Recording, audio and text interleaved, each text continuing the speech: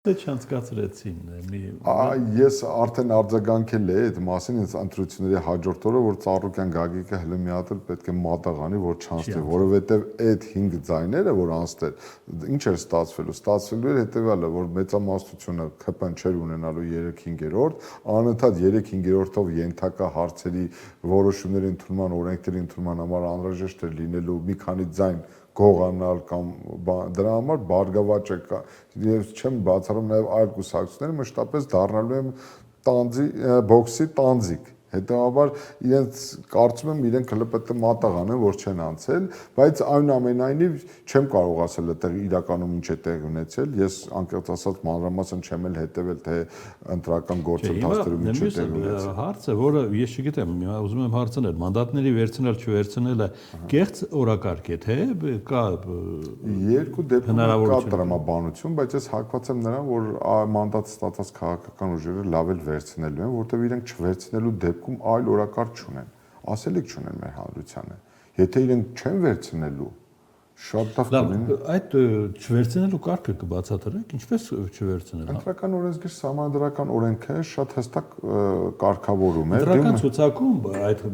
ուժերի 200-200-ից ավելի այո բոլորը դիմում են գրում բացառք են հայտում այո բոլորը բոլորը կգրեն չեմ կարող ասել հնարավոր է որ հայտնվեն մարդիկ չգրեն բայց հնարավոր է որ բոլորն էլ գրեն դուք ինձ ասում եք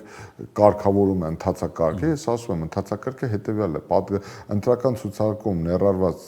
անձը դիմում է ներկայացնում ուրեմն կենտրոնական ընտրական հանձնաժողովը խնդրում է որ իրեն հանեն այդ ընտրական ցուցակից եւ ավտոմատ ընտրական օրենսգրքի կարգավորումների համաձայն անձը դադարում է լինել падգամավորի տեխնատու իսկ падգամավոր դարձած մանդատ ստացած արդեն падգամավորը նա դիմում է ներկայացնում ազգային ժողովի նախագահին ազգային ժողովի կանոնակարգ սահմանադրական օրենքի կարգավորումների համաձայն եւ եթե չեմ սխալվում երկշաբաթյա ընթացքում չի հրաժարվում վերահաստատում է դիմումը ավտոմատ իր լիազորությունները համարվում են դադարեցված սա ավելի շատ քաղաքական խնդիր է քան իրավական ընթացակարգային լավ ընդդիմությունը նույնիսկ եթե հիմա չվերցնի մանդատները նա պարտավոր է հանրությանը ներկայացնել ալտերնատիվ ծրագիր այլ ընտրանքը ինչ խնդիր է լուծելու եթե գնում է պարլամենտ էլի իրենք պետք է ներկայացնեն իրենց այլ ընտրանքը որովհետեւ այս ընդդիմությանը մենք այս ընդդիմությունից մենք մի բան ենք լսել, որ իրենք հեսա մնաց 50 օր իշխանություն են գալի մնաց 40 օր, 30 օր, 20 օր, 10 օր, որ Նիկոլ Փաշինյանը վերընտրվելու շանս չունի, որ մենք Նիկոլի մոտ ընդդիմություն չենք աշխատելու, որ մենք ընդդիմություն լինելու ռեսուրս եւ նպատակ չունենք, մենք մտել ենք պայքարի մեջ միայն իշխանությունը վերցնելու։ Հիմա լավ գնացին այնտեղ, իրենք պետք է ներկայացնեն իրենց օրակարգը։ Գնալ արդեն ենթադրում է լեգիտիմություն տալ։ Իհարկե, եթե իրենք գնում են մանդատները ստանում են, իրենք իրենց վարկագծով լեգիտիմացնում են պարլամենտը։ Ինչ մասնախոս։ Իրենք չեն կարող ասեն պարլամենտի կեսը լեգիտիմ է, պարլամենտի կեսը լեգիտիմ չէ։ Իրենք լեգիտիմ են, իշխանությունը լեգիտիմ չէ։ Ընդ որում այդ նույն հարցը պետք է իշխանությանը տալ։ Դա տենց չի, որ ընդդիմությունը լեգիտիմ չէ, իրենք լեգիտիմ են։ Լեգիտիմ չէ, բայց իշխանությունը ինչի համար է։ Իշխանությունը հենց նրա համար է, պարոն մնացականը, որ գործադրի իրավական բոլոր մեխանիզմները, այսինքն Նիկոլ Փաշինյանը ինչ ասում է այս ընդդիմությունը ձևավորվել է ծանր հանցագործության կատարման արդյունքում, ընտրական հանցագործությունները մի մասը Հիմա այդ անձանց ինչ է սպառնում։ Որ անձանց։ Ովքեր անցնում են այդ քրեական վարույթներով։ Այդ մարդկանց եթե մեղք է հիմնավորվել, այդ մարդիկ ենթակա են երկար տարիներ ազատազրկման։ Այդ մարդկանց Այդպես էլ կլինի։ Այդ չեմ կարող ասել, կապրենք կտեսնենք։ Հələ որ նախորդ 8 տարիները ինձ այդ առումով ոչ մի դրական բան չեն ասել։ Լավ, 5 ուժեր նախաձեռնում են համանդրական դատարան դիտելը։ Դիմել։ Դա, դիմել են արդեն։ Չէ, ընտրական օրենսգիր սահմանադրական օրենքը եւ մեր սահմանադրությունը տալիս է, սահմանում է որոշ ժամկետներ, կենտրոնական ընտրական հանձնաժողովի կողմից խորհրդարանական ընտրությունների վերջնական արդյունքները հրապարակելուց հետո այդ դիմումը որևէ անակնկալ պարունակում է քաղաքական։ Գիտեք ինչ, անակնկալ չի կարող ասել, հնարավոր է որ ձևակերպումները որոշակի հետաքրքրություն կարող են առաջացնել Այլ հարց է թե իրենց կողմից գեներացվող նյութերի իրավական պահանջը որն է լինելու։ Իրենք սահմանադրական դատարանից ինչ են պահանջելու, հայցի առարկան որն է լինելու։ Դիմումի առարկան, անվավեր ճանաչել ընտրությունների արդյունքները, անվավեր ճանաչել որոշ տեղամասերում ընտրությունների արդյունքները եւ պատճառաբանությունը հիմնավորումները ընտրությունները եղել են ոչ մրցակցային, ոչ արդար, ոչ թափանցիկ, ոչ ազատ, ինչով են ուղեկցվել, դրանք հիմնավորող ապացույցները, որովհետեւ շատ կարեւոր է ապացուցման բեռը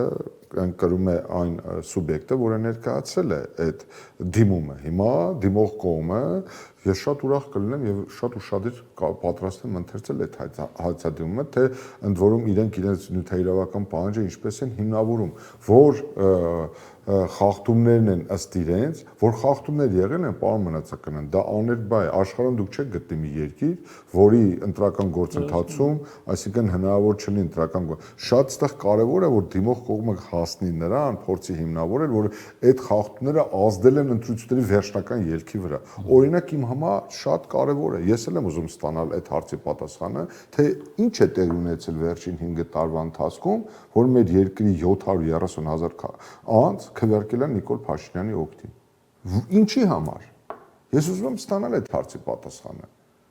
Կասկածում եք, որ 730,000 մարդ։ Լսեք, թողեք ես կասկածում եմ կամ չեմ կասկածում,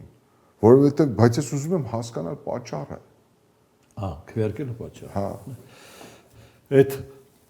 կարևոր հանգամանք է, բայց դա շատ քվեարկողի ներսում է այդ շատ լավ։ Չէ, ես ունեմ իմ պատկերացումների պատճառները, որովհետև կյանքը ապացուցեց, պարոն Մնացականյան, ես դեռևս 2021 թվականին եմ ասել եւ հիմա վերաստատում եմ ձեր կողմից ընձեռված հնարավորությունը օգտագործելով։ Կյանքը ապացուցեց, որ հանցագործը չի կարող ընդդիմություն լինել, օլիգարխը չի կարող ընդդիմություն լինել, ընտրակաշառք բաժանածը չի կարող քաղաքական կուսակցությունը առաջնորդել ու խոսել ազնվությունից, արդարությունից։ Այստեղ պետք է փնտրել մեր իրավիճակը։ Արդեն ավարտում ենք։ Դուք տեղյակ եք ինչ մեղադրանք է ներկայացվել Ռոբերտ Քոչյանը։ Ես այստեղ գալուց առաջ անկեղծ ասած ծանոթացա մամուլի հաղորդագրությանը, որ գլխավոր դատախազությունը դիմում է ներկայացել կենտրոնական ընտրական հանձնաժողովին համաձայնություն ստանալու նպատակով հաշվառնելով այն հանգամանքը, որ Ռոբերտ Քոչարյանը դա կենտրոնական ընտրական հանձնաժողովը թե պետք է դատախազը մտնի ազգային ժողով անձեռնմխելիությունից նախ։ Ոչ, Ռոբերտ Քոչարյանը դեռևս ազգային ժողովի падգամավոր չէ, ազգային ժողովի падգամավորի մանդատ չի ստացել, նա դեռևս падգամավորի տեխնացու է։ Բայց տեխնացուն էլ է անձեռնմխելիություն։ Այո, դրա համար էլ, քանի որ դեռևս կենտրոնական ընտրական հանձնաժողովի կողմից մանդատները չեն բաշխվել եւ Ռոբերտ Քոչարյանը դիմում չի գրել մանդատից հրաժարվելու համար եւ քանի դեռ նա այդ նրա մանդատի հարցը չի կարգավորվել եւ նա քանի դեռ հանդիսանում է Հայաստան Դաշինքի ընտրական ցուցակը գլխավորող առաջին համար, նրա նկատմամբ քրեական հետապնդում հարուցելու համար անհրաժեշտ է կենտրոնական ընտրական հանձնաժողովի համաձայնությունը, բայց դա կոնկրետ ինչ քրեական վարույթի մասին է խոսքը, ինչ հոդվածով քրեական հետապնդում հարուցելու մասին է խոսքը, դեռևս ամենայն դեպս ինձ համար դեռևս պարզ չէ, ես չգիտեմ թե Ռոբերտ Քոչարյանին ինչ մեղադրանք է առաջադրվել։